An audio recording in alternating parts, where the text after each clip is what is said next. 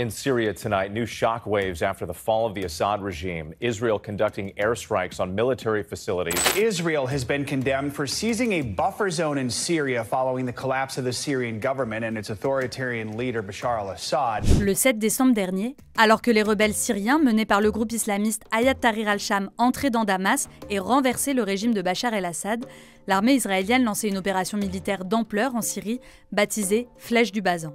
En à peine 2 semaines, l'État hébreu a mené plus de 600 frappes sur le pays, rapporte The Conversation, mais aussi lancé une incursion militaire dans la région du Golan, à la frontière entre les deux pays, ajoute Al Jazeera. Les opérations israéliennes en Syrie poursuivent plusieurs objectifs, le premier étant la destruction des bases de l'armée syrienne laissées à l'abandon lors de l'offensive d'Hayat Tahrir al-Sham. Selon le Washington Post, ces bases abriteraient en effet des munitions et des équipements importants, et en particulier les restes du stock d'armes chimiques de Bachar el-Assad. Des armes que Tel Aviv ne veut pas voir tomber entre les mains de rebelles islamistes hostiles à l'État israélien, tels que l'État islamique présent dans le centre du pays.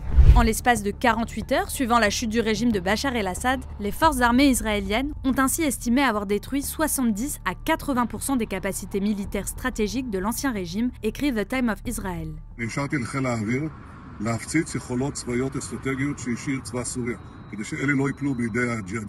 Certains analystes estiment cependant que les attaques avaient aussi pour but d'affaiblir davantage l'Iran, dont de nombreux mercenaires étaient présents en Syrie sous le régime de Bachar el-Assad, note le Washington Post. Ces derniers étaient en effet chargés de soutenir l'armée du pays et de protéger les voies terrestres qu'ils utilisaient pour acheminer des armes et d'autres aides au Hezbollah libanais, ainsi qu'à d'autres groupes armés agissant pour son compte en Irak. Un axe de la résistance menaçant pour Israël, qui menait déjà depuis les attaques du Hamas sur son territoire le 7 octobre 2023, une grande campagne aérienne secrète contre les installations iraniennes en Syrie, explique le Washington Post. Parallèlement à ces attaques, l'armée israélienne a lancé une incursion terrestre sur le plateau du Golan, situé au sud-ouest de la Syrie. Cette région montagneuse, riche en eau, a été par le passé extrêmement disputée par les deux pays, alors qu'Israël occupe depuis 1967 environ 2/3 de la région.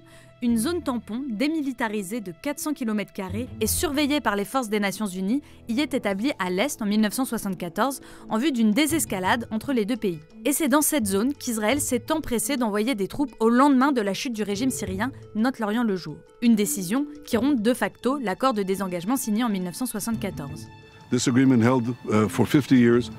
Last night it collapsed. Pour justifier cette incursion, le gouvernement israélien a d'abord mis en avant la protection d'Israël et les incertitudes liées au renversement du président syrien Bachar el-Assad, explique le Washington Post.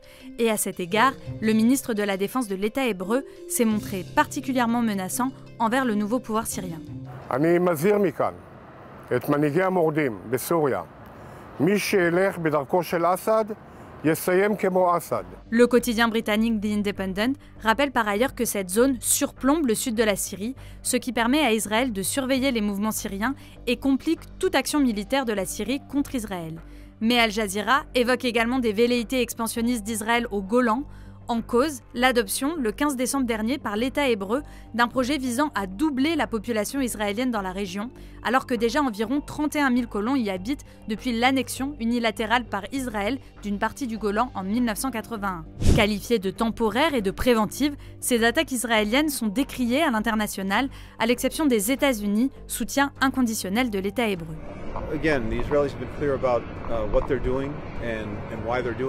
De leur côté, les leaders d'Hayat Tahrir al-Sham ont appelé Israël à cesser les attaques, mais reconnaissent que l'épuisement général en Syrie après des années de guerre ne leur permettent pas d'entrer dans de nouveaux conflits, conclut Al Jazeera.